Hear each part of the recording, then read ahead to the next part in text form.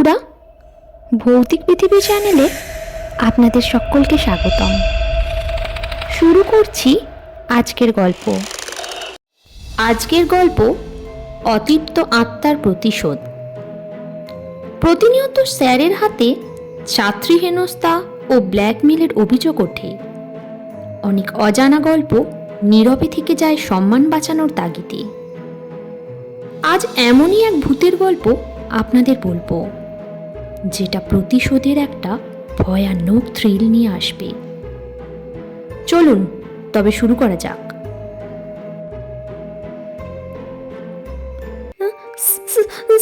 Sir, আপনি আমার পাজামা খুলছেন কেন? ভয় পাবার কিছু নেই। আজকে আমি তোমাকে ফিজিক্যাল সাবজেক্ট নিয়ে শেখাবো। কিন্তু স্যার, পাজামা কেন খুলছেন? আরে চুপচাপ শুয়ে থাকো। স্যার, আপনি আমার প্যান্টি কেন খুলছেন? বেশি কথা বলো না, চুপচাপ শুয়ে থাকো না। 14 বছরের ছাত্রীকে বিছানায় ফেলে আকাম করার চিন্তায় আছে তুহিন স্যার। মেয়েটির নাম আঁখি। এবার সবেমাত্র 8ম শ্রেণীতে পড়ে সে। আঁখির আব্বু আম্মু মার্কেটে গেছে কেনাকাটা করার জন্য। বাড়ি পুরো ফাঁকা। কাজের ছেলেটিকেও সাথে করে নিয়ে যায়। ফাঁকা বাড়িতে আঁখিকে একা পেয়ে তুহিন স্যারের মাথায় কুবুদ্ধির প্রভাব বিস্তার ঘটে। আঁখি বাচ্চা মেয়ে, অতটা জ্ঞান নেই ওর।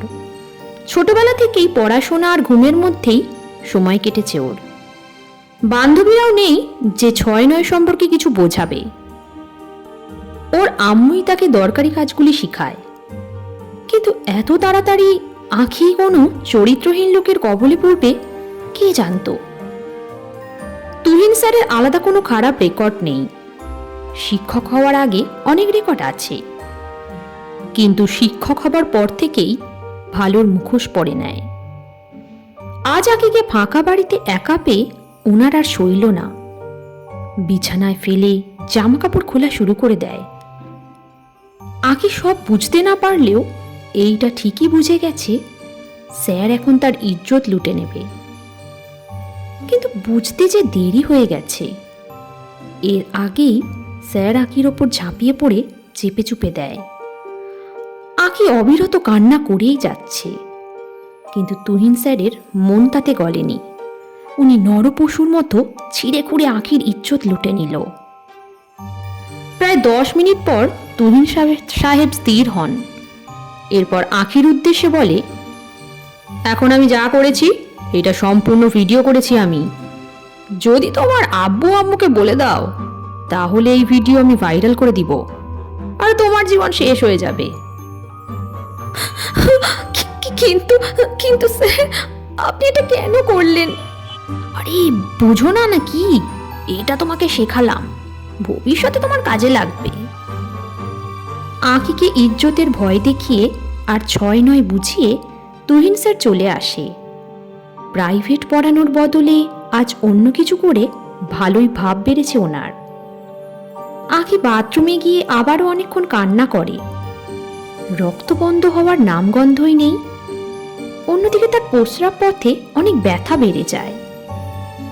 সব সহ্য করে আঁখি ফ্রেশ হয়ে রুমে আসে।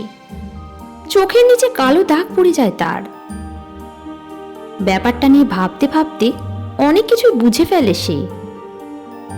স্যার বলেছিল ভিডিও ভাইরাল করে দিবে, এতে আঁখির কোনো প্রবলেম নেই।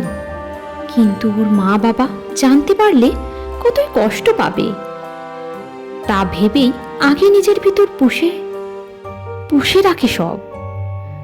সন্ধ্যার দিকে বাড়িতে আসে আঁখির আব্বু আম্মু। বাড়িতে এসেই আঁখিকে বলল, কি রে মা, তোর স্যার কোথায়? চলে গেছে।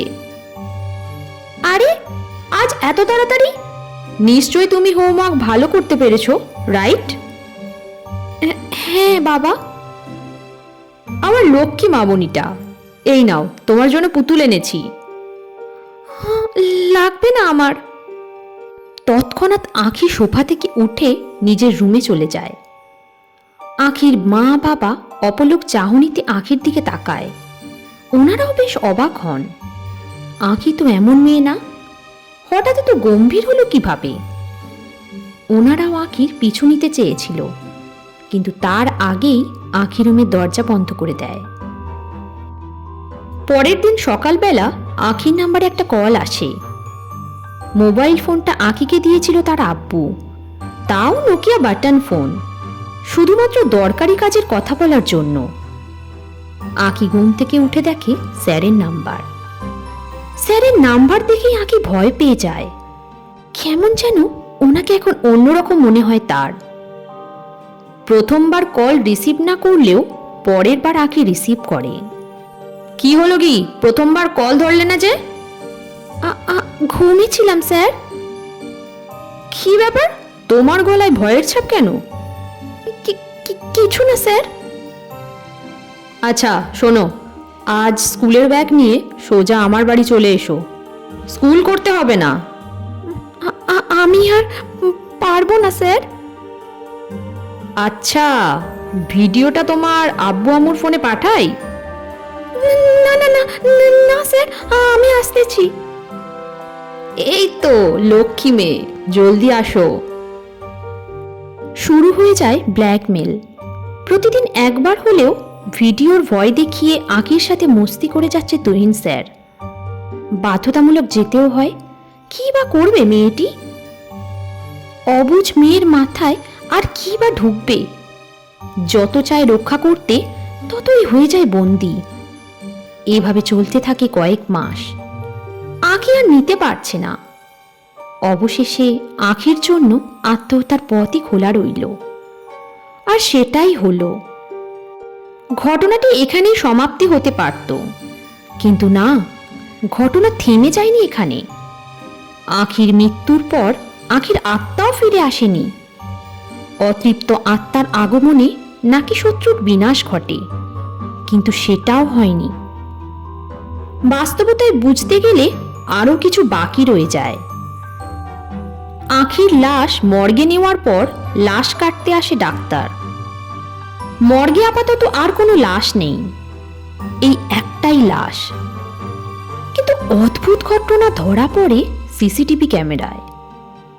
হসপিটালের লোকজন বলে, সিসিটিভি ক্যামেরায় যে ডক্টরকে দেখা যাচ্ছে, তিনি এই হসপিটালের ডক্টর নন।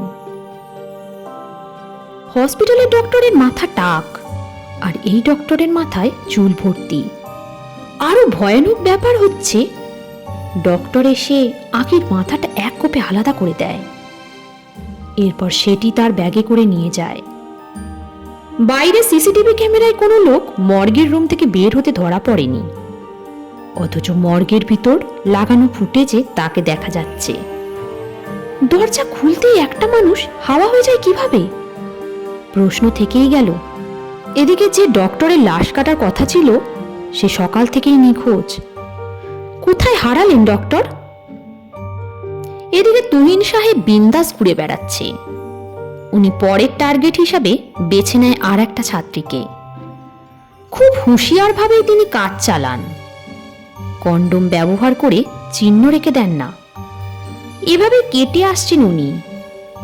ছাত্রীদের নিজের বাসায় এনে বিছানায় ফেলে আকাম করে ছেড়ে দেয়। ভিডিও করে রাখে যাতে ভয় পায় তারা। এর মাঝে আঁখি বাচ্চা মেয়ে ছিল, তাই আত্মহত্যা করেছে। আর অনেকে তো নিজেরাই স্যারকে কল দিয়ে বলে, কন্ডোম আছে নাকি নিয়ে আসবো। যাই হোক, এভাবে বেশি দিন যায়নি। তুহিন সাহেব একদিন রাতে সুমিকে খবর দেয়। সুমি আসে, বিছানায় শুয়ে পড়ে। তুহিন সাহেব ঝাঁপিয়ে পড়ে। ব্যাস, কাজ শেষ। ক্লান্ত হয়ে শুয়ে থাকে তুহিন স্যার। সুমিকে বিদায় দিয়ে বাথরুমে যায় ফ্রেশ হতে। তুহিন স্যার বাথরুমের দরজা খুলে ভিতরে প্রবেশ করতে দেরি হলেও দরজাটা অটোমেটিক আটকে যেতে দেরি করেনি। তুহিন স্যার অবাক হয়ে গেলেন। ওনার জানা মতে আজ গাঁজা খায়নি, তবে এমন হচ্ছে কেন? মাথা চুলকাতে চুলকাতে উনি বাথরুমের আয়নার সামনে যায়, আর অমনি দেখে ওনার পিছনে একটা যুবক দাঁড়িয়ে আছে। ছেলেটাকে দেখতে খুব বাজে, বিশ্রী রকমের চেহারা। তুহিন সাহেব আয়নায় চেহারাটা দেখেই পিছনে তাকালেন। দেখে কেউ নেই। তুহিন সাহেব ভয়ে চিৎকার শুরু করে দেয়, দরজা ধাকাচ্ছে আর চিল্লাচ্ছে। আর তখনই নিভে যায় বাথরুমের লাইট। তুহিন স্যার কিছু বোঝার আগেই ওনার পিছন থেকে কেউ তার মাথা দরজার সঙ্গে চেপে ধরে পিছন থেকে রেপ করা শুরু করেছে। তুহিন স্যার কষ্টে কাতরানি দিচ্ছে। এতদিন সব ছাত্রীদের তিনি যেভাবে খেয়েছেন, আজ ওনাকেও কোনো অদ্ভুত মানুষ সেটা ভোগাচ্ছে। প্রচণ্ড ব্যথা, যেন মনে হচ্ছে গরম কোনো লোহা তার পিছনে প্রবেশ করছে আর বের হচ্ছে। তুহিন স্যার না পারছে নড়তে আর না পারছে কিছু বলতে। টানা 4 ঘন্টা ধরে চলছে। উনি নিজেই বুঝতে পারছে না, ছেলে হয়ে কোনো ছেলে এমন করতেছে। 5 ঘন্টা শেষ, 6 ঘন্টা শেষ, এভাবে সারা রাত কেটে সকাল হয়ে যায়। এখনো তুহিন সাহেব দরজার সঙ্গে আটকে আছে, আর কেউ পিছন থেকে থেরাপি দিচ্ছে। সবশেষে সকাল 8টায় দরজা নিজে নিজেই খুলে যায়, আর তুহিন স্যার উপচে এসে ফ্লোরের রুমে পড়ে যায় উলঙ্গ হয়ে। সকাল 8টায় পড়ুয়া সকল প্রাইভেট ছাত্রী তখন ওনার রুমে। তুহিন স্যারকে এই অবস্থায় দেখে সবাই চিৎকার মেরে লোকজন জড়ো করে দেয়। তুহিন স্যারের কোনো হুঁশ নেই। উনি এই যে অজ্ঞান হয়েছেন, টানা 2 দিন বিছানা ছাড়তে পারেনি। এরপর থেকে শুরু হয় আরও ভয়ঙ্কর ঘটনা। এরপর কি ঘটেছে জানতে হলে অবশ্যই শুনতে হবে গল্পের পরবর্তী অংশ। তাই প্রত্যেকে আমাদের চ্যানেলের সঙ্গে থাকুন। আর গল্পটি যদি ভালো লাগে তাহলে অবশ্যই একটি লাইক করে দেবেন, আর চ্যানেলটি সাবস্ক্রাইব করতে ভুলবেন না। প্রত্যেকে ভালো থাকবেন, সুস্থ থাকবেন। তো আজকের মতো এই পর্যন্তই। দেখা হবে গল্পের পরবর্তী অংশ নিয়ে।